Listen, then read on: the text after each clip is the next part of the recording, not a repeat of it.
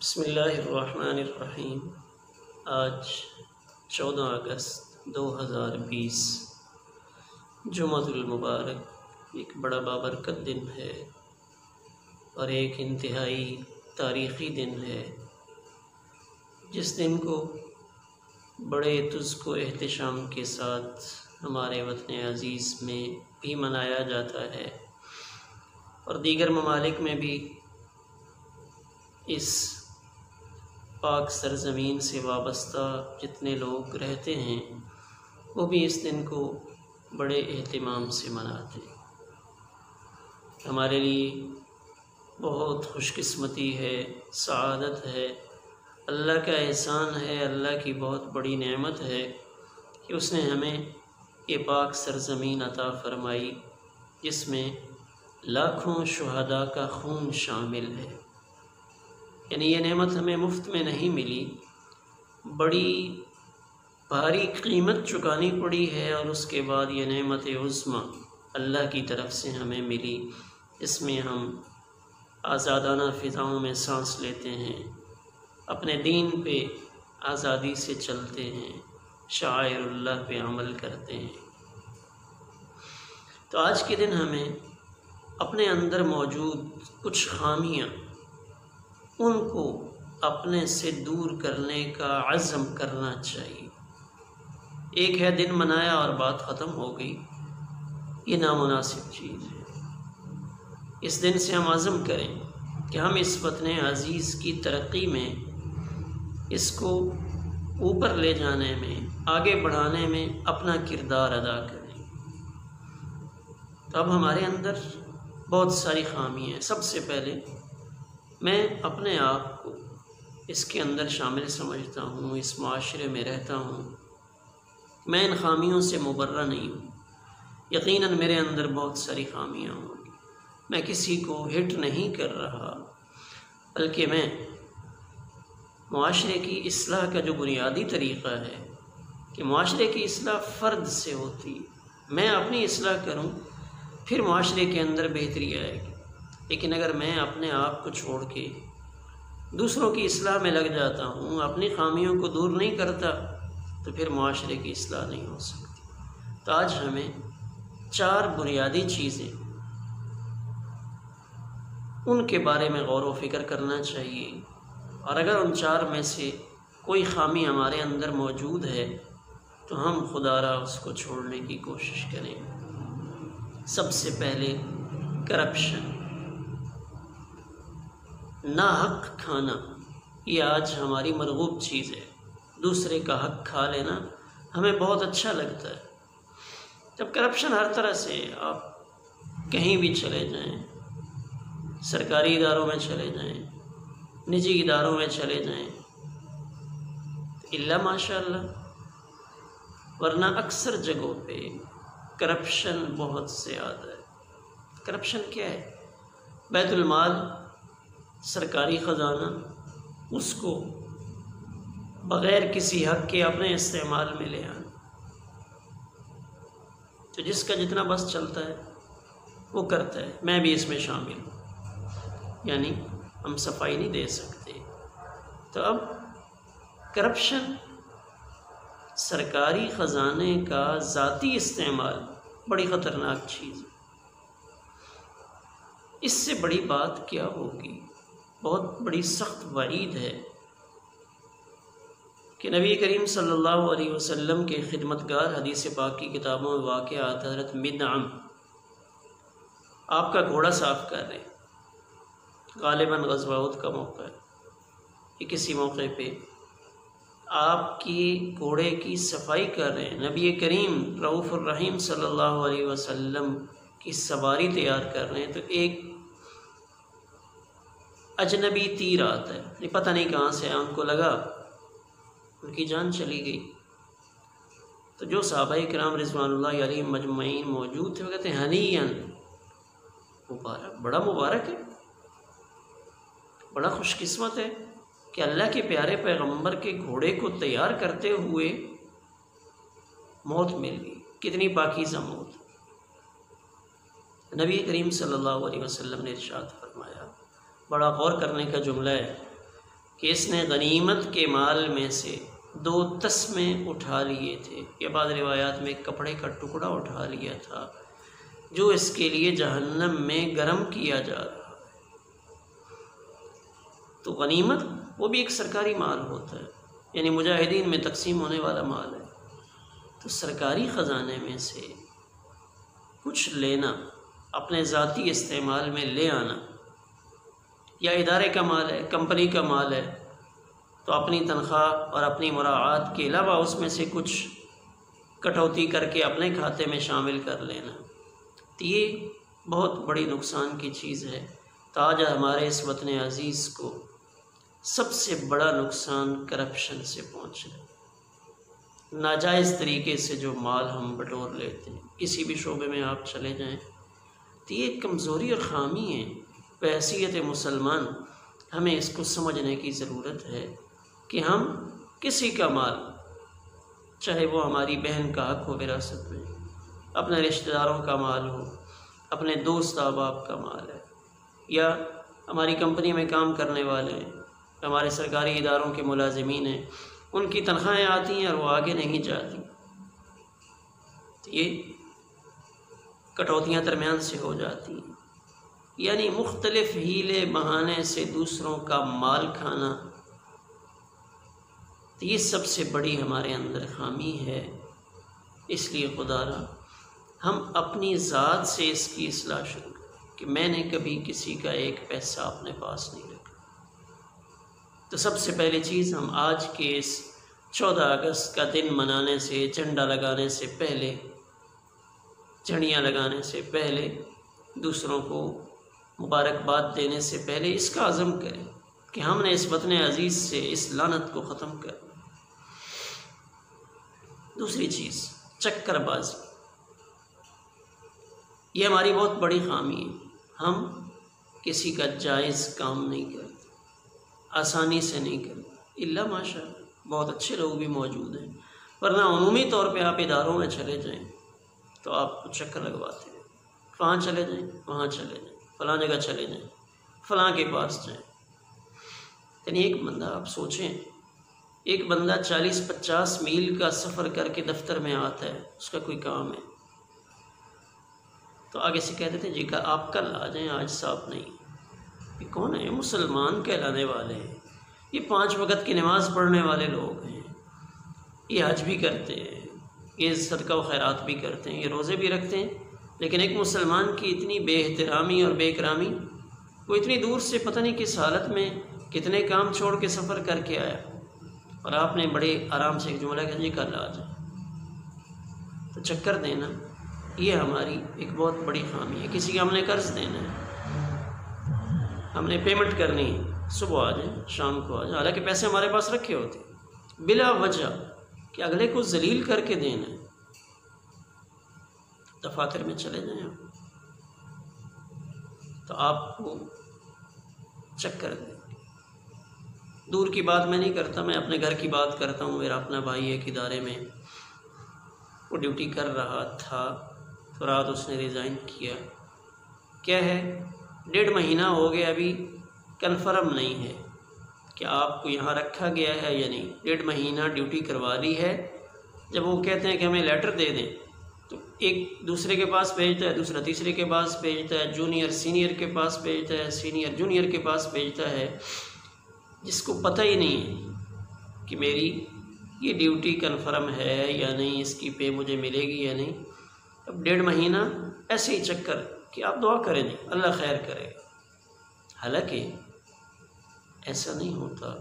اوپر سے اس شعبے والوں کی تنخواہ بھی آ چکی ہوگی، اوپر سے آرڈر بھی ہوگا، لیکن یہ کیا ہے، یہ ہماری ایک فطرت بن چکی ہے کہ ہم دوسرے کو چکر، یہ چکر بازیاں، یہ ہمارے وطن عزیز کو نیچے لے جانے میں، نقصان پہنچانے میں دوسرے نمبر کی چیز ہے کہ ہم چکر دیتے ہیں لوگ۔ تو خدا را آج کے دن ہم یہ عزم کریں کہ ہم اپنے وطن عزیز میں بسنے والوں کے ساتھ دیانت داری کا معاملہ کریں گے۔ اب مجھے پتہ ہے کہ آپ کا کام فلاں جگہ سے ہوگا، آپ فلاں جگہ چلے جائیں، یا فلاں ڈیٹ تک ہو جائے گا، فلاں ڈیٹ کو کریں، وقت ضائع نہ کریں۔ میں نے پہلے بھی ایک ویڈیو میں عرض کیا کہ شہد کی مکھی انسان سے کتنی اچھی۔ ماہرین یہ کہتے ہیں کہ جب شہد کی مکھی ایک پھول سے ایک پھل سے رس چوس لیتی ہے تو اٹھتے ہوئے وہ ایک قطرہ وہاں پہ مل دیتی ہے، قطرہ نکال کے اس جگہ پہ بطور نشانی چھوڑ جاتی ہے۔ تو ماہرین کہتے ہیں بڑا غور کرنے کے بعد ہمیں یہ پتہ چلا کہ وہ اپنی کولیگ کے لیے ایک نشان چھوڑ جاتی ہے کہ میری بہن یہاں تم ٹائم ضائع نہ کرو، کسی اور جگہ پہ چلی جاؤ، یہاں جو رس تھا، جو جوس تھا، جو خوشبو تھی وہ میں نے چوس لی۔ تو ایک مکھی وہ انسان سے کتنا آگے بڑھی گئی، اور جو اشرف المخلوقات ہے اس کو دوسروں کے وقت کا احساس نہیں۔ 4 گھنٹے اور 6 گھنٹے باہر کھڑے ہو کے اپنے کام کے انتظار میں لوگ کھڑے رہتے ہیں، کہہ دیا جاتا ہے کہ آپ کل آ جائیں۔ اگرچہ سسٹم میں کمزوری ہو سکتی ہے لیکن پھر بھی کچھ نہ کچھ اندازہ ہوتا ہے۔ تو یہ دوسری بہت بڑی خامی جس کی وجہ سے آج ہم تنزل میں جا رہے ہیں۔ بحیثیت قوم آج ہم بہت ڈاؤن ہو چکے، ختم ہو چکے۔ تیسری چیز الزام تراشی، کہ ہم اپنی ناکامی کا الزام دوسرے کو دیں۔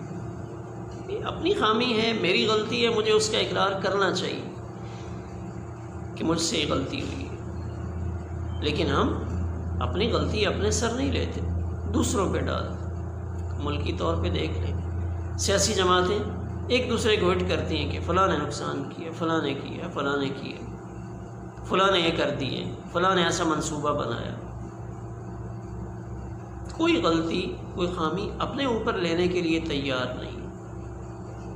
تو الزام تراشیوں میں ایک الزام مذہبی اداروں پہ لگایا جاتا ہے کہ مدارس ملک کی ترقی کی راہ میں رکاوٹ ہے۔ بھائی کیسے رکاوٹ ہے؟ آپ کا ایک بہت بڑا سسٹم ہے، تعلیمی ادارے ہیں، مدارس والے کبھی آپ کو نہیں کہتے کہ آپ یہ تحقیقات بند کریں، ریسرچ بند کریں۔ آپ فزکس، کیمسٹری، بایو میں جو تحقیقات کر رہے ہیں، ٹیکنالوجی میں آگے بڑھ رہے ہیں، کبھی کسی مدرسے والے نے کسی کو نہیں روکا۔ ان کی اپنی لائن کا جو کام ہے وہ اس کو کر رہے ہیں۔ تو ملکی سطح پہ جو ترقی ہے اس کے اندر مدارس رکاوٹ نہیں۔ آپ غور کریں، پاکستان میں دینی مدارس، ان میں قریباً 20 لاکھ کے لگ بھگ بچے مفت میں تعلیم حاصل کرتے۔ یہ 20 لاکھ بچوں کو تو مدارس نے سنبھال لیے، اگر یہ بھی آپ کے سر ہوتے تو کتنا مشکل ہوتا۔ یہ مدارس کے منتظمین چندہ کرتے ہیں، فنڈ کرتے ہیں، لوگوں سے مانگتے ہیں، تو ان کی دیکھ بھال بھی کرتے ہیں، ان کے کھانے پینے کا بندوبست بھی کرتے ہیں، ان کو تعلیم بھی دیتے، معاشرے کا اچھا فرد بنانے کی کوشش کریں۔ ممکن ہے کوئی غلط آدمی نکل آئے، اس کی تربیت نہ ہو سکے، ضروری نہیں ہے کہ مدارس میں پڑھا ہوا ہر بندہ وہ 100% ٹھیک ہوگا، ممکن ہے خامیاں ہوتی، لیکن پاکستان کی ترقی کی راہ میں رکاوٹ دینا اور یہ الزام مدارس پہ لگانا یہ شاید نامناسب ہے اور غلط ہے۔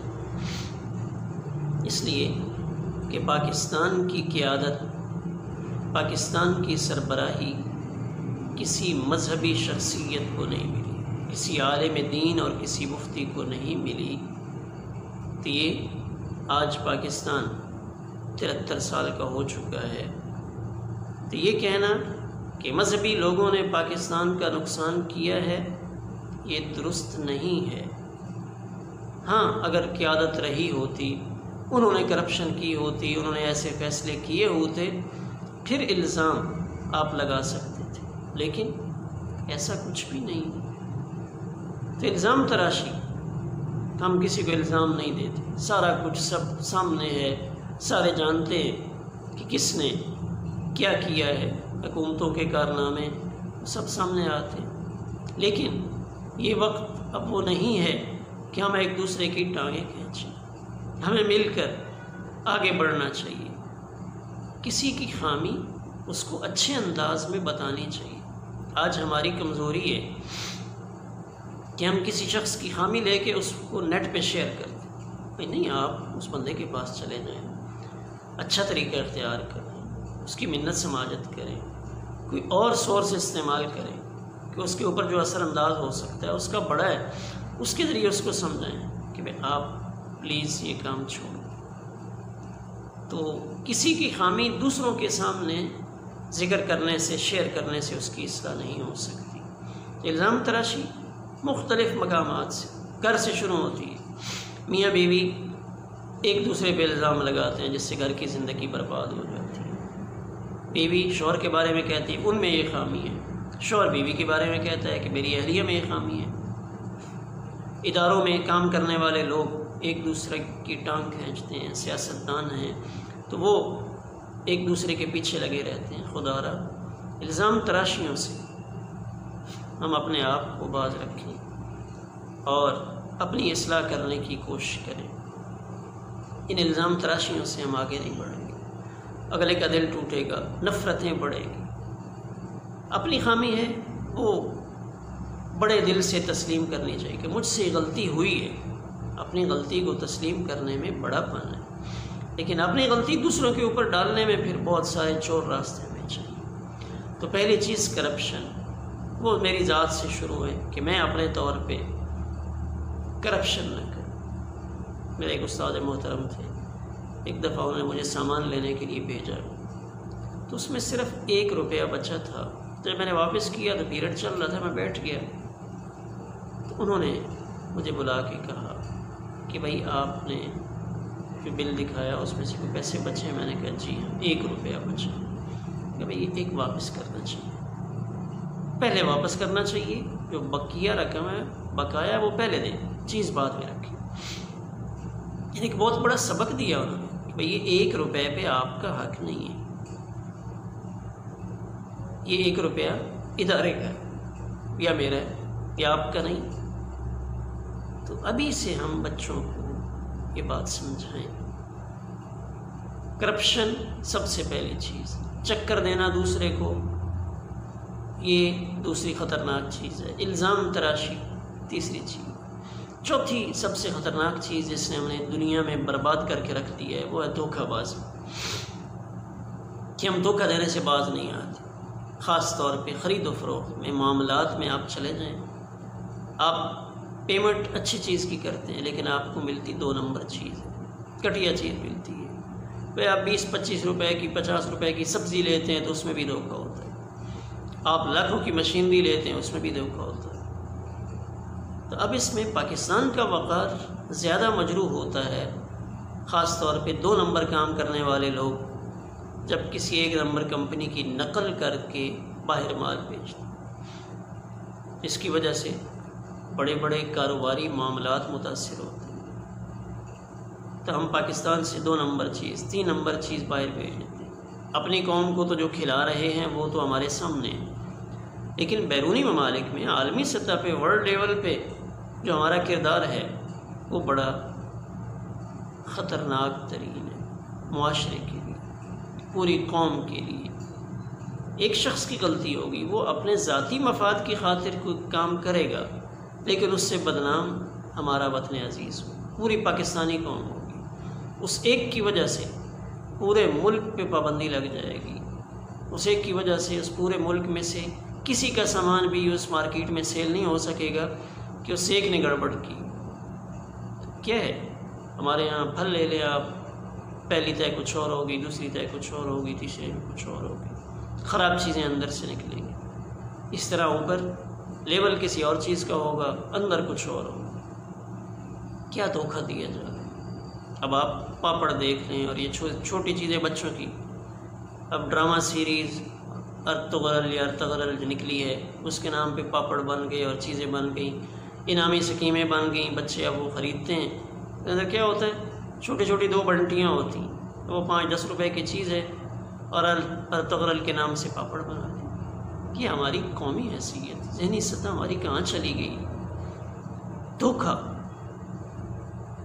ہمیں بہت نیچے لے کے کسی بھی طرح کا، خاص طور پہ معاملات میں، خرید و فروخت میں دھوکہ، 2 نمبر چیز، 3 نمبر چیز ہم 1 نمبر کہہ کر بیچتے ہیں۔ اللہ ماشاء اللہ بہت اچھے لوگ بھی ہیں، لیکن ان کی کاروباری ساکھ کو متاثر کرنے والے، ان کا ایک ٹریڈ مارک ہے، ان کی ایک نشانی ہے، لوگ اس کو کاپی کرتے ہیں، کوئی ایک نمبر چیز نہیں ملی۔ یہ کرنے والے کون ہیں؟ کوئی حاجی صاحب ہوگا، کوئی 5 وقت کا نمازی ہوگا، کوئی تہجد گزار ہوگا، کوئی بڑا صدقہ و خیرات کرنے والا ہوگا، یعنی ظاہری اعمال بہت اچھے اور اندر سے حالات بڑے نازک۔ تو خدا را ہم اپنے سے اصلاح شروع کریں۔ تو یہ 14 اگست کا دن بات بہت لمبی ہو گئی ہے، لیکن یہ گزارشات بہت ضروری تھی، میں خود بھی اس میں شامل ہوں۔ مجھے بھی اپنی ذات سے اپنی اصلاح شروع کرنی چاہیے، اور جہاں تک میرا بس چلتا ہے، میرے متعلقین ہیں، ان کو غلط کام سے روکنا چاہیے۔ پہلی چیز، 4 چیزیں: کرپشن، چکر بازی، الزام تراشی اور دھوکہ دہی۔ ان سے ہم اپنے آپ کو روک لیں، اپنے سے ان کی اصلاح کریں، پھر متعلقین جہاں پہ ہمارا بس چلتا ہے ان کو اس سے روکیں۔ وطن عزیز کے لیے دعا ضرور کریں۔ یہ جو آج قائم ہے، یہ قربانیوں کی وجہ سے اور نیک لوگوں کی دعاؤں کی وجہ سے۔ اپنی قیمتی دعاؤں میں وطن عزیز کو شامل رکھیں۔ یا اللہ اس کی حفاظت فرما، اچھی قیادت نصیب فرما۔ جس دین کے نام پہ اس ملک پاکستان کو حاصل کیا گیا تھا، اس ملک پاکستان میں اس دین کو پوری طرح نافذ کرنا اور اس دین پہ پوری طرح عمل کرنا ہمارے لیے آسان فرما۔ والسلام علیکم ورحمۃ اللہ وبرکاتہ۔ میرا یہ پیغام اگر آپ مناسب سمجھیں تو آگے بھی پہنچانے کی کوشش کریں۔